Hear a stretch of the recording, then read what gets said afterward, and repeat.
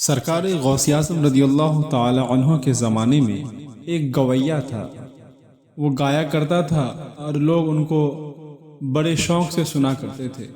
تو سرکار غوث اعظم رضی اللہ تعالی عنہ اس کو سمجھایا کرتے تھے کہ یہ طریقہ درست نہیں ہے، کہ یہ طریقہ ناجائز و حرام ہے، یہ طریقہ کافروں اور مشرکوں کا طریقہ ہے۔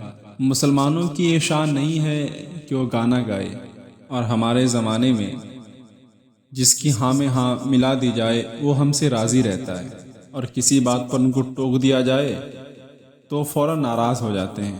ہمارے معاشرے میں یہ ماحول ہے کہ جب تک آپ لوگوں سے اچھے طریقے سے بات کرتے رہیں گے، لوگوں کے ہاں میں ہاں ملاتے رہیں گے، تو لوگ آپ کی واہ واہی کرتے رہیں گے۔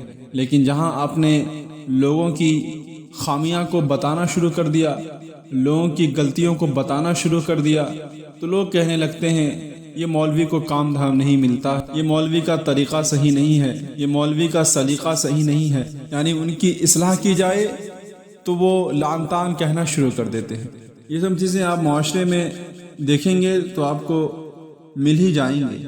دور حاصل میں کچھ لوگ ایسے ہیں کہ وہ یہ چاہتے ہیں پیر صاحب ہو، صوفی صاحب ہو، مفتیان کرام ہو، اولیاء کرام ہو، اللہ کے نیک ولی ہو، وہ ہمارے اشاروں پر ہی رہیں، ہم جیسا ان کو کہہ دیں وہ ویسا ہی کریں۔ در حقیقت میں یہ مذہب اسلام کی تربیت نہیں ہے۔ مذہب اسلام ہمیں اس طرح نہیں سکھاتا ہے۔ مذہب اسلام تو یہ کہتا ہے کہ اگر کوئی ہماری اصلاح کرے، ہماری غلطیوں کو نکالے، تو ہم اس کو قبول کریں۔ دور حاضر میں جب سے لوگوں کے نظریے بدل گئے ہیں تو اصلاح کرنے والوں کے طریقے بھی بدل گئے ہیں۔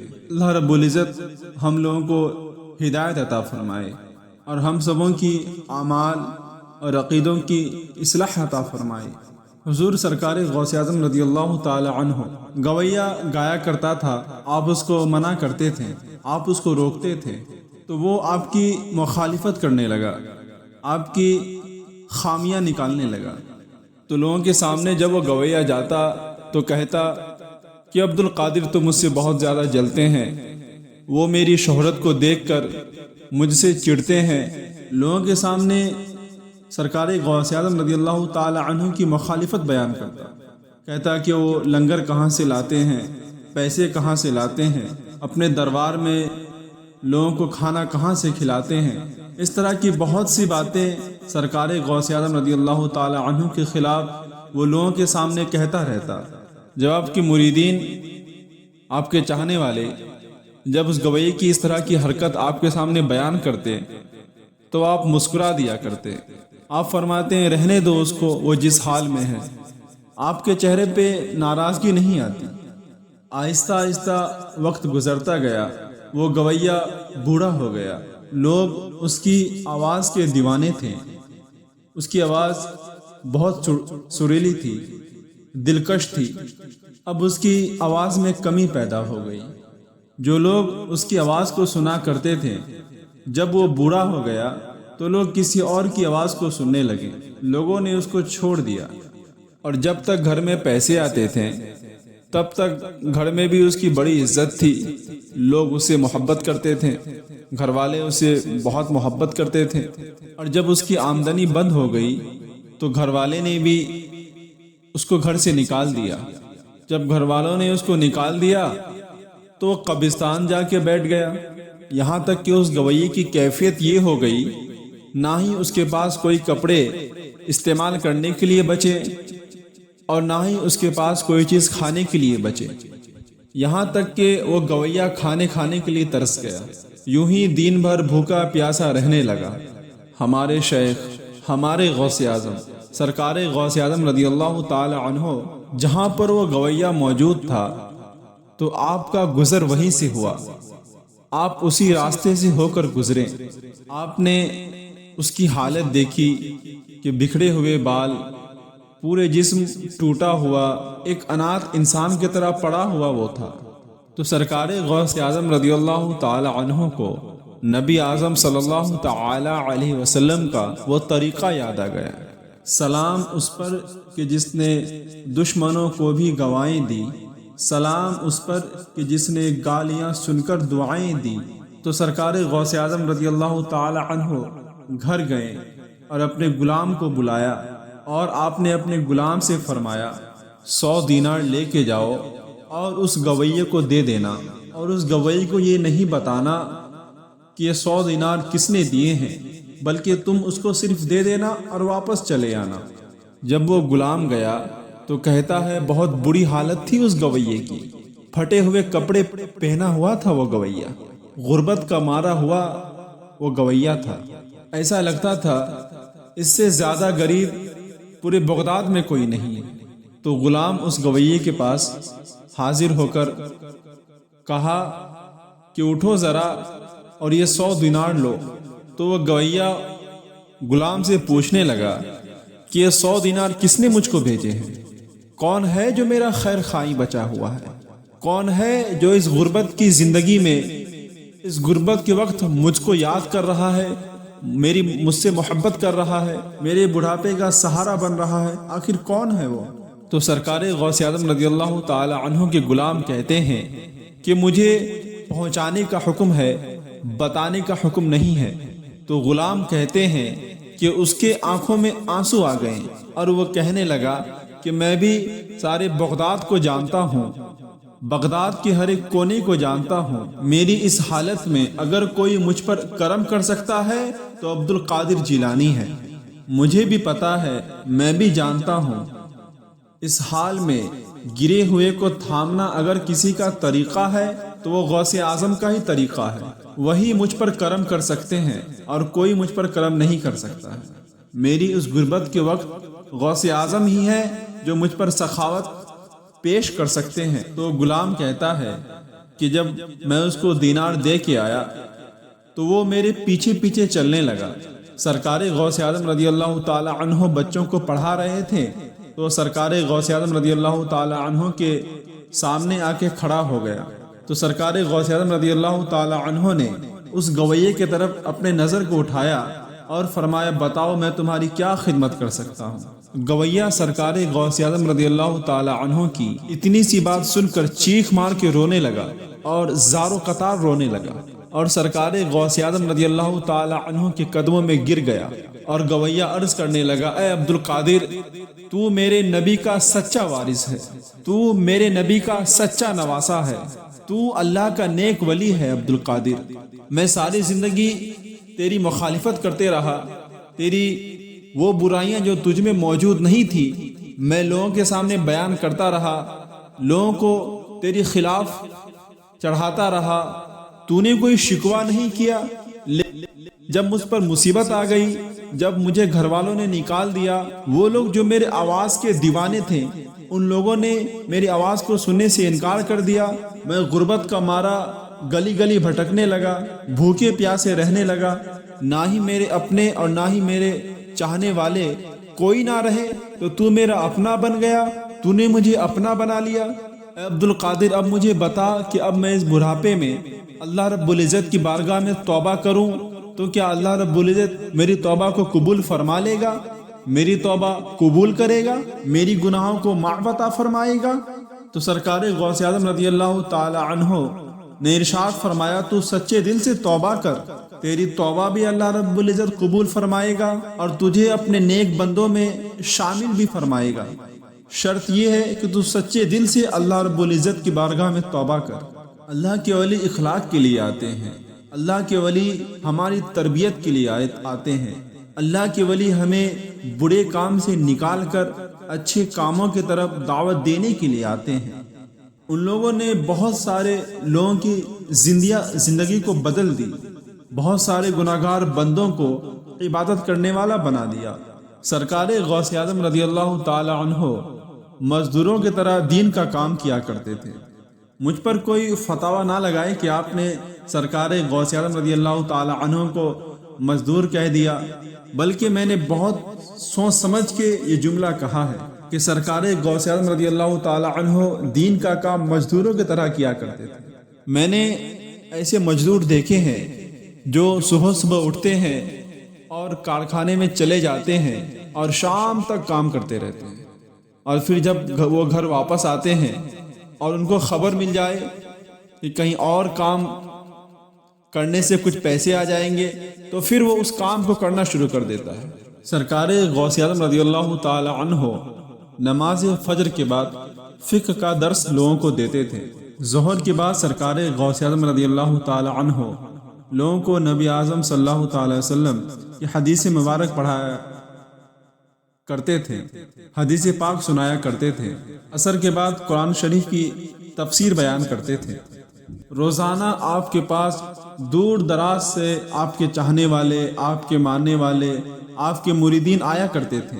لاکھوں کا مجمع آپ کے پاس ہوتا تھا۔ سرکار غوث اعظم رضی اللہ تعالی عنہ اس مجمع میں بیٹھ کر اپنے نانا کا دین لوگوں کو سکھایا کرتے تھے، اپنے نانا کا دین لوگوں کو بتایا کرتے تھے۔ 1000 عالم یا اس سے بھی زیادہ عالم آپ کے قریب بیٹھا کرتے تھے، اور جب سرکار غوث اعظم رضی اللہ تعالی عنہ تفسیر بیان کیا کرتے تھے تو ان کو محفوظ کرتے تھے، ان کو اپنے کاپی میں، اپنے ڈائری میں لکھا کرتے تھے۔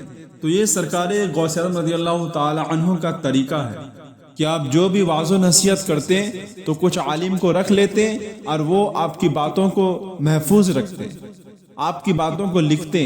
سرکار غوث اعظم رضی اللہ تعالی عنہ بغداد کے جامع مسجد کے خطیب تھے۔ آپ جامعہ نظامیہ کے نام سے سرکار غوث اعظم رضی اللہ تعالی عنہ نے مدرسہ بنایا ہوا تھا۔ وہ ایک ادارے کے پرنسپل تھے۔ دور حاضر میں کچھ لوگ ایسے مل جائیں گے جن کو الف با پڑھنے اچھے سے نہیں آئے، وہ کہتے ہیں مجھ پر سرکار غوث اعظم کا فیض ہے، مجھ پر سرکار غوث اعظم کا کرم ہے۔ سرکار غوث اعظم رضی اللہ تعالی عنہ فرمایا کرتے تھے، سمجھو میرا فیض اس کو اتنا زیادہ ملا ہوا ہے۔ سرکار غوث اعظم رضی اللہ تعالی عنہ مدرسے میں پڑھایا کرتے تھے، مسجد میں امامت بھی کرتے تھے، خطاب بھی فرماتے تھے، اور لوگوں کے درمیان واعظ و نصیحت بھی کیا کرتے تھے۔ دور حاضر میں کچھ جاہل قسم کے لوگ پیدا ہو گئے ہیں جو کہتے ہیں کہ مولوی کوئی اور ہے، صوفی کوئی اور ہے، ولی کوئی اور ہے۔ در حقیقت میں یہ نہیں ہے۔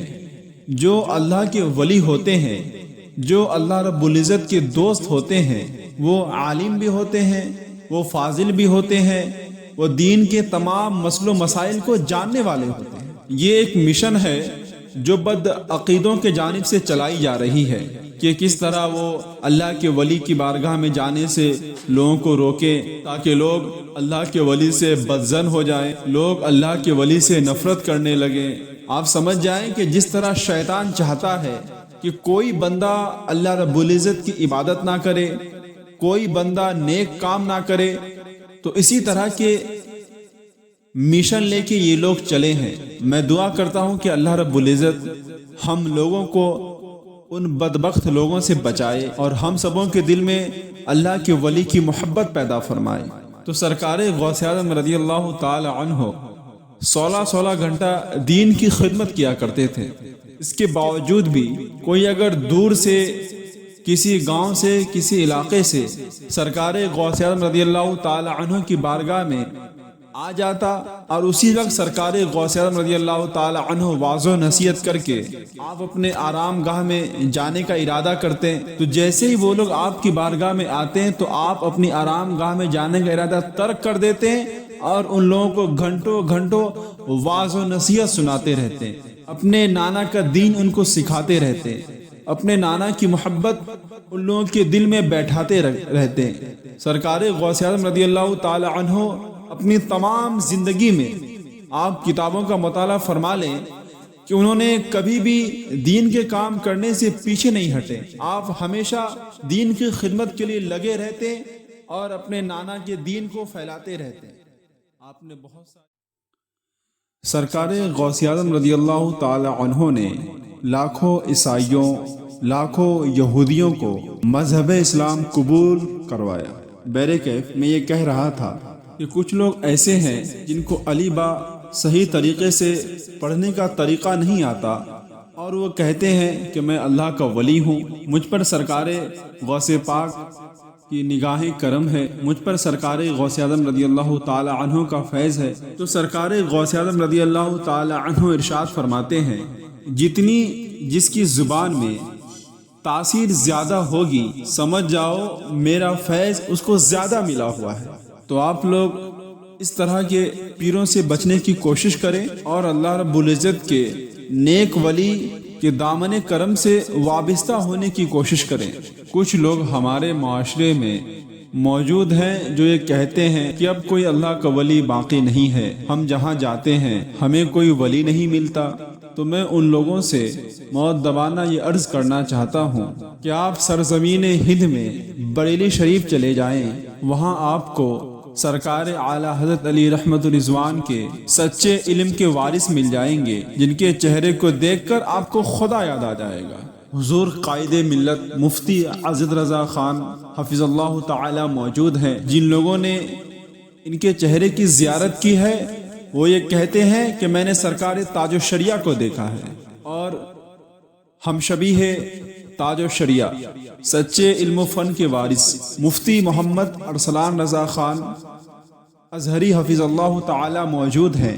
آج بھی ایک بڑا مجمع ان کی بارگاہ میں جا کے ان سے استفادہ حاصل کر رہا ہے۔ ابھی بھی دنیا کے کونے کونے میں اللہ کے ولی موجود ہیں۔ شرط یہ ہے کہ ہم سچے دل سے ان کو تلاش کریں۔ ضرور بھی ضرور اللہ رب العزت ہماری رہنمائی کے لیے کوئی نہ کوئی اللہ کے ولی سے ہماری ملاقات کروا دے گا۔ دعا ہے کہ اللہ رب العزت ہم سبوں کے سروں کے اوپر ایک سچے ولی کا سایہ عطا فرمائے۔ سرکار غوث اعظم رضی اللہ تعالی عنہ نے مجاہدین بھی تیار کیے ہیں۔ ان میں سے ایک نام صلاح الدین ایوبی رضی اللہ تعالی عنہ کا بھی آتا ہے۔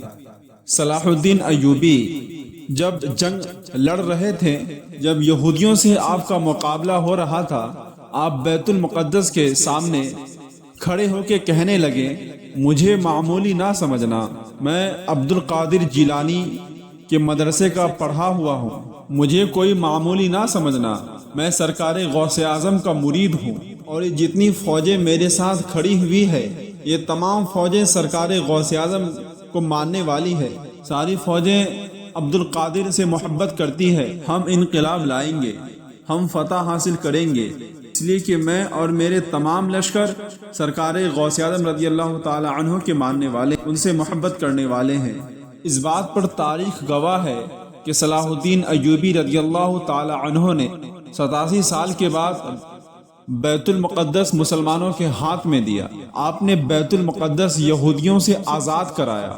در حقیقت میں کامیاب وہی لوگ ہوتے ہیں، منزل مقصود تک وہی لوگ پہنچتے ہیں جو اللہ کے ولی سے محبت کرتے، اللہ کے نیک بندوں سے محبت کرتے اور اپنے دل میں رسول اعظم صلی اللہ تعالی علیہ وسلم کی محبت رکھتے ہیں۔ اور آج کل ہم نے 11ویں شریف کی محفلوں کو صرف اور صرف ثواب تک ہی محدود رکھا ہے۔ 11ویں شریف کی محفل سجائیں، اچھی بات ہے، یہ عاشق کے عشق کا تقاضا ہے کہ اپنی معشوق کی تعریف کر۔ میں 11ویں شریف کی محفل سے اعتراض نہیں کر رہا ہوں، میں یہ کہہ رہا ہوں کہ ہمارے دل میں انقلاب پیدا ہو، ہمارے دل میں جذبہ محبت پیدا ہو، ہم سرکار غوث اعظم رضی اللہ تعالی عنہ کہ کرامات کے ساتھ ساتھ ان کی سیرت پر بھی عمل کرنے کی کوشش کریں۔ ہم لوگوں کی زندگی کے ایسے معمولات ہو، ایسی کیفیت ہو، ہم اس طرح زندگی گزاریں کہ کوئی دیکھنے والا یہ دیکھے اور یہ کہنے پر مجبور ہو جائے کہ ضرور یہ سرکار غوث اعظم کا مرید ہوگا، ضرور اس پر سرکار غوث اعظم رضی اللہ تعالی عنہ کا روحانی کرم ہوگا۔ خدا را ہم سب اپنی زندگی پر ترس کھائیں، محفلوں کو 11ویں کی محفلوں کو ثواب تک محدود نہ رکھیں بلکہ انقلاب لائیں۔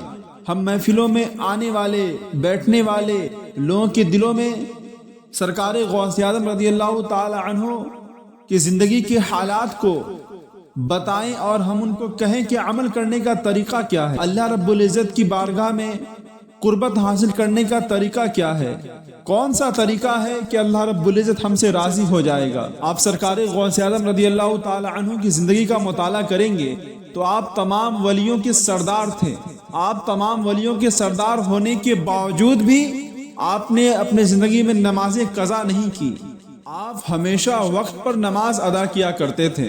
سرکار غوث اعظم رضی اللہ تعالی عنہ نے ہمیں وہ محفل سکھائی ہے کہ اگر کوئی محفل میں بے نمازی آتا تو نمازی بن کر جاتا، کوئی محفل میں ماں باپ کا گستاخ آتا تو اپنے ماں باپ کا باادب بن کے جاتا۔ کوئی محفل میں گناہگار بندہ آتا تو اللہ رب العزت کی بارگاہ میں توبہ کر کے جاتا۔ کوئی ڈاکو یا چور آپ کی بارگاہ میں آتا تو اللہ کا ولی بن کے جاتا۔ سرکار غوث اعظم رضی اللہ تعالی عنہ کی یہ شان تھی، آپ جہاں محفل کرتے، آپ جہاں واعظ و نصیحت فرماتے، لوگوں کو اللہ اس کے رسول کی باتیں بتاتے، لوگوں کی اصلاح فرماتے، جب اس محفل میں بارش ہو جاتی لوگ بکھرنے لگتے، لوگ بارش سے بچنے کے لیے ادھر ادھر بھاگنے لگتے، تو آپ اللہ رب العزت کی بارگاہ میں ہاتھ اٹھاتے اور عرض کرتے، اے رب کریم، تو دلوں کے راز کو جانتا ہے نا، اگر یہ بندے میں نے اپنے لیے جمع کیے ہیں تو پھر تو بارش برسا دے تاکہ سارے لوگ چلے جائیں، اگر یہ بندے میں نے تیرے لیے اکٹھے کیے ہیں، میں نے تیرا ذکر سنانے کے لیے ان بندوں کو جمع کیا ہے، تو دلوں کے راز کو جانتا ہے، تو پھر تیری مرضی ہے، تو چاہے تو بارش برسا دے اور تو چاہے تو بارش کو روک دے۔ تاریخ اس بات پر گواہ ہے کہ تمام شہر بغداد میں بارش ہوا کرتی تھی، لیکن جہاں سرکار غوث اعظم رضی اللہ تعالی عنہ محفل سجایا کرتے تھے، لوگوں کو واعظ و نصیحت کیا کرتے تھے، وہاں بارش نہیں ہوتی تھی۔ یہ میرے سرکار غوث اعظم رضی اللہ تعالی عنہ کی شان ہے کہ آپ اللہ رب العزت کی بارگاہ میں دعا کے لیے ہاتھ اٹھاتے ہیں اور اللہ رب العزت آپ کی دعاؤں کو قبول فرماتا۔ اسی لیے کہ جو اللہ کا ولی ہوتا ہے وہ اللہ کا دوست ہوتا ہے اور لوگوں تک وہ اللہ رب العزت کی باتیں پہنچاتا ہے، کوئی اپنے گھر کی باتیں نہیں پہنچاتا ہے۔ سرکار غوث اعظم رضی اللہ تعالی عنہ تمام زندگی اسی طرح دین کی خدمت کرتے رہیں اور اللہ اس کی رسول کی باتیں لوگوں تک پہنچاتے رہیں۔ دعا ہے کہ اللہ رب العزت ہم سبوں کے اوپر سرکار غوث اعظم رضی اللہ تعالی عنہ کی نگاہ کرم عطا فرمائے، ان کا صدقہ عطا فرمائے اور ان کی قدموں کی برکت سے ہم سب